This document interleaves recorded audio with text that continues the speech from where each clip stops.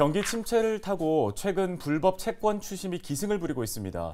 소멸시효가 지난 채권을 받아내거나 최고 이자율을 훌쩍 넘는 이자를 독촉하기도 한다고 하는데요. 피해를 어떻게 대응할 수 있을지 도움 말씀 들어보도록 하겠습니다. 네, 함철성 변호사가 화상 연결돼 있습니다. 안녕하십니까? 예, 안녕하세요. 남양주 법무법인 신원의 함철성 변호사입니다. 네, 변호사님. 요즘 불법 사금융 피해가 상당하다고 들었는데요. 실제로도 그렇습니까? 올 상반기 불법 사금융 피해 건수는 6,800여 건으로 상반기 기준 5년 만에 최대치를 기록했습니다. 그 가운데 무엇보다 청소년 비율이 상당합니다.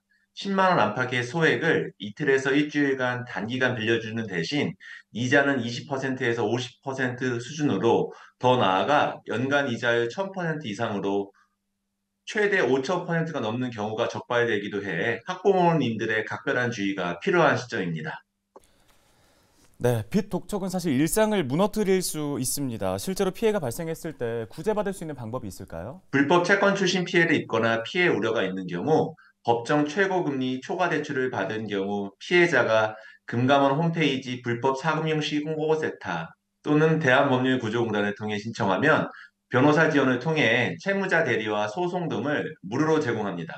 채무자가 불법 채권 출심에 고통받지 않도록 법률구조공단 변호사가 채무자를 대신해 채권자에 의한 채권 출심 행위에 대응하는 만큼, 채권자는 채무자를 방문하거나 전화, 문자 등을 통한 직접적 연락이 금지됩니다. 이 밖에도 대출 계약이나 추심의 위법성, 소송 절차 안내 등 불법 사금융 관련 법률 상담도 무료로 제공받을 수 있습니다.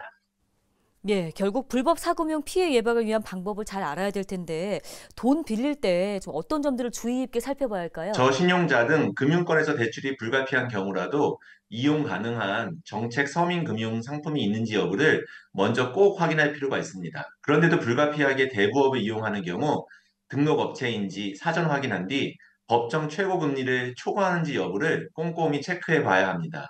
또 거래 과정 중 불법 추신이나 최고금리 위반 피해가 발생했을 때에는 입출금 자료 등 거래 내역을 확보하고 통화나 문자 기록, 녹취 등 채권 추신 과정에 대한 증빙 자료를 철저히 확보해야 한다는 것도 기억하셔야 합니다. 네, 알겠습니다. 도움 말씀 여기까지 듣겠습니다. 함철성 변호사였습니다.